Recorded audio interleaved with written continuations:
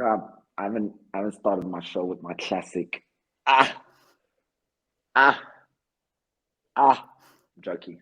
Welcome to the fast break. Can I get where my panelist? Actually, the producer, they messed it up. I can tell. No, I'm kidding. Welcome to the fast break. You got Leslie checking in. I've got Emmanuel with us as well as Cindy. Hi, how you guys doing? I'm good. How are you? Welcome to my YouTube channel, guys. Welcome to my. No, I'm kidding. Actually, bro, it actually really is. I'm always dead at all the wild intros people have. Like, oh, welcome to my YouTube channel. Hey guys, welcome to my YouTube channel. Great to be back on the fast break. We've got, oh my God, I've actually watched too many TV shows because I want to say all the things of it. We've got a jam-packed show today. No, I'm kidding. Oh, Leslie. My bad. But seriously, we actually have a dope show today. We're going to be covering some interesting topics. There'll be what about introducing our new panelists? Come on, at least more than that. Okay, ladies and gentlemen. Yes. Welcome to our new panelist, Cindy. Let's get to know Cindy a little bit better. We're going to ask you maybe just two or three questions. What's your favorite NBA player? Who's your favorite NBA player? LeBron James. Okay, what we're gonna do is we're just gonna end this there, and we're just gonna stop it there. We're just gonna stop that there. You're outnumbered. I won't lie. Actually, this might not be my favorite show. I'm gonna tell you guys for $3.99. This is not gonna be my favorite show. You know what? Let's just move on. Let's move on to the first thing that we're gonna. Guys, Cindy, you've seen her, you've met her. Thank you. That's it. You guys can get to know her on another platform, on a different platform. Guys, it's been obviously exciting start to the NBA season. It's actually been a while from off season to even today, and the NBA has actually been full of drama. Too much. It's been some pretty crazy drama, right? So let's start off with, I think, a topic that is on everyone's mind. And I think, we're seeing quite a lot come out. It's the Kyrie Irving chat. Let's delve into it. And what I want to say is, I think what I want to hear from you guys is, in general, right? Knowing with the full context we have of Kyrie Irving, right? All the way from being an anti-vaxxer. And I think that was really from that journey, that's when we began to learn a lot about Kyrie Irving. How do you guys feel about what's currently going on with Kyrie Irving? Do you think that this is out of character? Do you think that this is something that, we've also heard of some of the consequences. We've seen the league suspend him, the Nets suspend him, and so on and so forth. Do you guys think that this is out of character? And what are your actual thoughts on Kyrie Irving now? Because I almost feel like this isn't. But I want to hear from you guys. Cindy, tell me, what do you think about the Kyrie Irving situation? Like, from his perspective, what do you think about it? I don't think it's out of character, because even before the whole anti-vaxxing thing, I think what happened in Boston, I think him leaving the Cavs and then going to Boston and wanting to lead the team and how it all imploded, and then him kind of blaming it on the younger guys. But when he left, they did much better. So I think there's been, I don't want to say controversy follows him, but it kind of does. And I think my personal opinion is he's justified to think what he thinks. He's not aware of how it can hurt other people.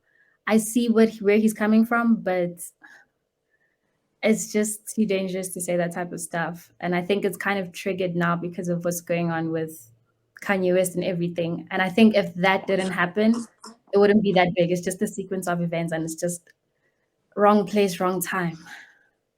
I really like what you said about Kanye, and maybe it begs a bigger question, right? And Shine, maybe let me throw this to you. Do you believe, guys, and let's bigger picture it, right? Celebrities, sportsmen, people that have platforms. Do you believe that they have a responsibility on their platforms? Because random people be saying anything on the internet. Do we hold a Kanye, a Kyrie, a person with a platform to a higher standard? Shine, do you think that that's what we should do? I think that's true. We should definitely hold them to a higher standard. We have the likes of your Kareem and Bill Russell and all those guys who made a real change during the civil rights movement. So if Kyrie, Kanye, all these guys are going to say things or do things, they must know that there are consequences. But then, I don't know, I've always thought of Kyrie as a chakra gent, you know, because it's always about spreading love, burning sage, you know, the whole thing. So I don't think it's in his heart to have hatred towards any denomination for that matter. So, but I think the biggest thing was him promoting something and not necessarily being fully aware of it, or being fully aware of it but not thinking too much of the situation. And we're starting to see this. I mean, the fines are very, very hectic, if you're being honest, you know what I mean? For a guy who, especially a guy who apologized before anything, and to be told that his apology wasn't sincere enough when he offered to learn more, and now he's being told he's got to meet with Jewish leaders. And there's nothing wrong with that, to try and understand why can't it just be meeting with Jewish people? Because if I'm of a certain faith, but I have to meet with religious leaders of another faith, then there's a bit of a conflict there. But I can meet with goers or believers of that faith to better understand them. I don't have to necessarily meet with the religious leaders. And we saw something similar happen last year, but it just didn't get this much attention because the player wasn't big. I don't know if you guys remember Myers Leonard from the Miami Heat. He said something as well, anti-Semitic, and he was suspended for the rest of the season. And now the issue with that is no team has wanted to pick him up since. So he's currently not contracted. Will we see the same thing with Kyrie Irving? Or will we also have a situation where the NBA Players Association will also stand up for a less famous athlete? You know, because $500,000 I don't think hurts Kyrie's pockets. 5 or 7 game suspension doesn't hurt his pockets.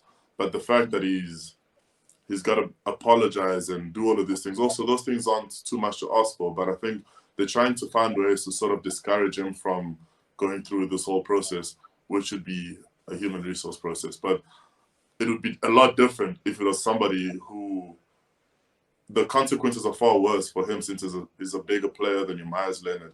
But also it begs a question to ask, if the NBA Players Association should be representing every player, why wasn't this energy there when a player who's less popular than Kyrie Irving in the same situation?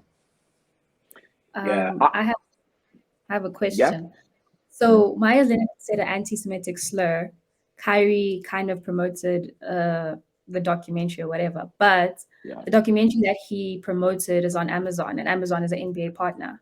So what consequences should that have for the NBA and the business things that they're going to make?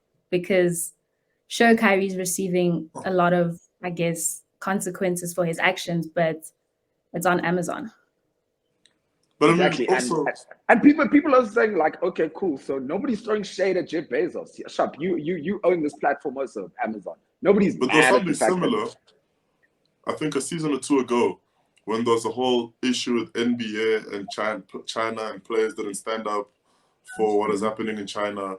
People even try to throw shade at LeBron. And the same thing is happening now, where you find a lot of players uncomfortable to speak about the issue. So they basically tiptoe around the issue. And before you know it, people are forced to speak up about it. So, but I mean, I didn't know that the difference was he promoted a movie, and whereas the other one said an anti-Semitic slur. And remember, right, in my opinion, the phrase promoted, I also only believe people use when your platform's big enough, right? If I had 10 followers and I put something up on my stories, you guys wouldn't say I promoted it. You know what I mean? You really didn't promote it. I didn't promote it, right? But here's my, because there are players without social media, right? Like Kobe Bryant, you know, RIP, shout out to Kobe. Like he only joined social media even post his career. He wasn't a social media guy. There's some players without social media. But here's an interesting, guys, the feeling with the Kyrie Irving thing is this, right? The amount of, I mean, we've had NBA owners, team owners, David Sterling. Racial slurs. I mean, we've had, like the NBA has had its own problems. And I just definitely believe, why is Kyrie Irving becoming the face of some kind of discrimination and such a powerful, there's such a powerful theming around this, such a powerful narrative around it. And it's like, you know, nobody created this much. There was a lot happening at the time in the media around all the other issues the NBA has had, but it feels like oh, okay, they finally found a black player who has something who said something controversial, and they're making him now the poster boy for discrimination. You know what I mean? Even the I way mean, the Heat are handling it with the requests that they're asking him to go through. the Nets, You you know what my mean? problem is? I mean, sorry, the Nets, sorry. My problem with some of those requests are they seem so performative. No, I must meet with the whatever.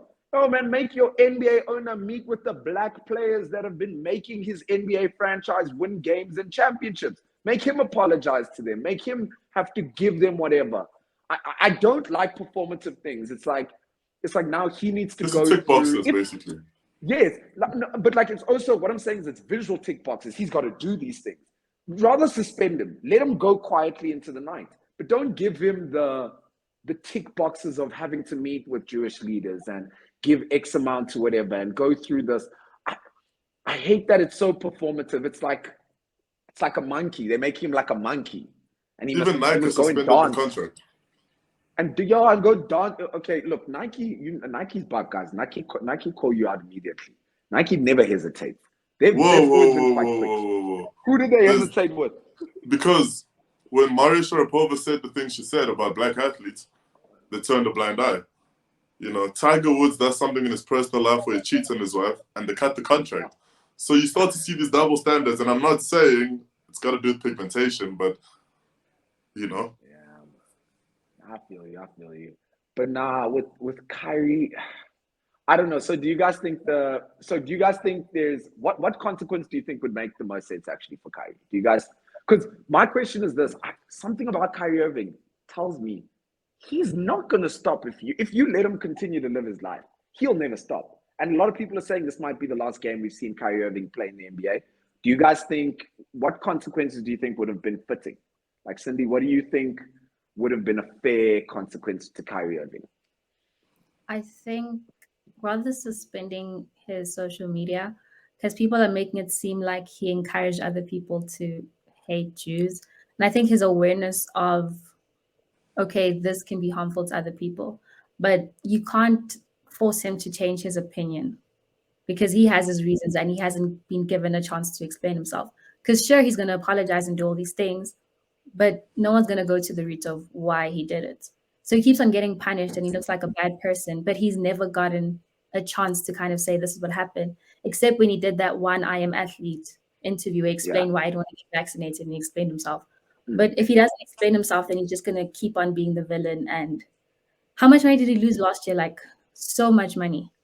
And he's just going to keep on taking so much away from him and he's not going to change. I think you And start there's to see not the there's no difference amount of here. money that you can lose. But anyway, yeah, Sean. You start to see the difference, whereas with certain athletes or owners, it's just punitive. But then in cases of social injustice or whatever you may call this, there's got to be some corrective measures too. But a lot of this sounds very punitive, like you're saying, Cindy. I don't know if, there are two ways this thing can go. He can come out of this having ticked all the boxes but still feel the same way. Or he can come out of this having really understood the consequences of his actions.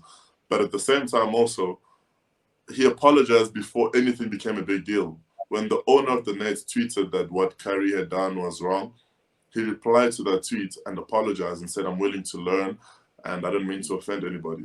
But for the NBA commissioner to then say, I feel the apology wasn't sincere enough, before he was pushed to apologize, he chose to apologize. And now for the NBA commissioner to say his apology isn't sincere enough, what would make an apology sincere and what would make it insincere? Hey, look, what metric system do you use to measure that? David Stern is, sorry, not David Stern, sorry, I almost forgot his name. Adam Silver is Jewish, sorry, my apologies. Oh my gosh, I might just catch, oh please, no. Anyway, but yeah, David Stern is Jewish, right? But I wonder, so you know what the thing is about the NBA, right? After Black Lives Matter, the NBA became the league, to me, that, in terms of international elite leagues, that is almost like an advocate for social injustice. And I think that's also why there is now an increased sensitivity. But it's hurting them at times because they don't know how to handle it when it's at home, when it's happening within their own ranks. And there's a lot of inconsistencies, as you rightfully say, Shine.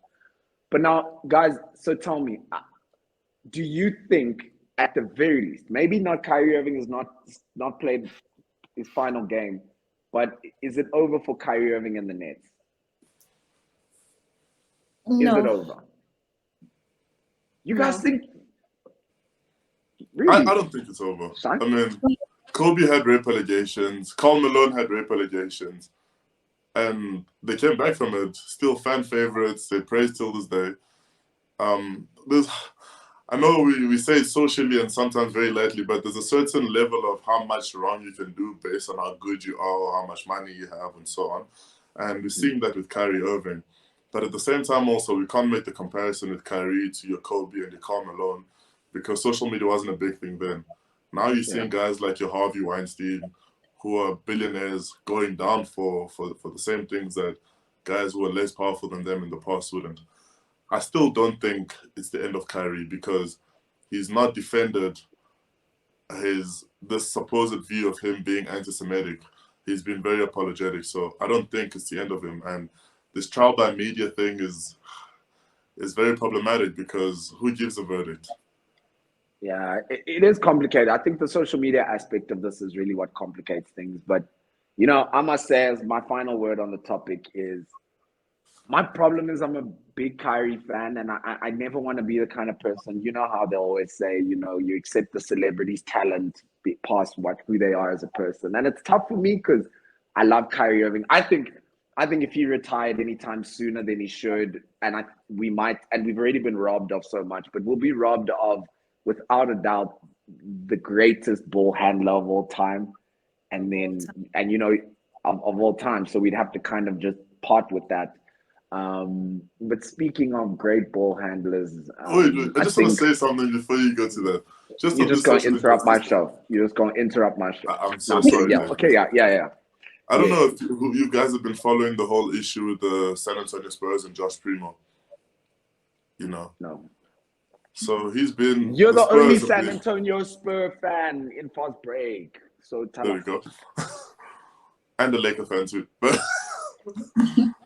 so exactly when you mention the consequences, we forget that there's a young athlete in the NBA who's been charged criminally for sexual misconduct because he allegedly flashed his private parts to the team's psychologist, whereas these things were never, and apparently it happened 9 times. And he's saying, how come she didn't tell me this, that it was showing? Not that I willingly flashed it, but my shorts are short and it was showing.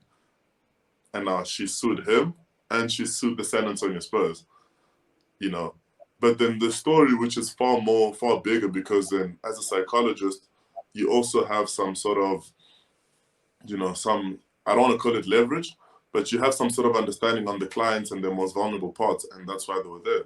And especially knowing some of the past trauma he has suffered. So you see the disparity, because that for me should be a bigger issue that the NBA should be saying he should be meeting with Adam Silver. But instead the focus is on a retweet and an Instagram post of a movie or of a documentary, instead of some other bigger issues that are happening here in the NBA. Oh, I get. So what you're saying is there's things that are really happening. Yes. And the NBA is focusing on social media retweets or whatever the case may be. Exactly. Yeah, it's complicated. The thing is, yes, indeed. Not to bring in the whole race and religion thing, but Kyrie reposted something about someone talking about Black people and about just crazy things a couple of months ago, and it was more in relation to Black people, and the people that criticized him was more so Black people in Black sports media, but he never got suspended or anything. So I think there needs to be a standard kind of, these are the repercussions, because people say crazy things with regards to maybe Black Lives Matter and social injustice, and they get away with it. But now, why is it that now anti-Semitic is held to a higher standard? So I think there needs to be equality across all races, religions, creeds, everything, because it's not fair. You just hit us with a Martin Luther King, I have a dream. Okay, so Sindiswa said that's about Martin Luther King. I have a dream. No, but look, I think, guys, the general theme of what we're actually getting to here, to be very clear, is there's inconsistencies in the consequence management. That's it. Like, that's the clear message from the NBA. And with time, if they continue, the Players Association, in my opinion, should be the right association and the right body to be able to identify this and actually address it. But I mean, like I was saying, the greatest ball handler of all time. I would like to continue to watch Kyrie Irving play, but the truth is, and I like that one of you guys mentioned Kanye West. The truth is, man, guys, there comes a point where, the music, the handle, the crossover, we can't keep excusing you. Someone tweeted with the Kanye West situation. They were like, let me listen to all the Kanye I can before he gets like banned, and it's not okay. Bro, R. Kelly's not even happens. removed from this platform, so Kanye's gonna be there for sure. No, but I mean, all I'm saying is I mean, it's true. At some point, you've got to make that moral decision as a fan. And I think, look, all I'm saying is Kyrie, he's flirting with the line a little bit, right?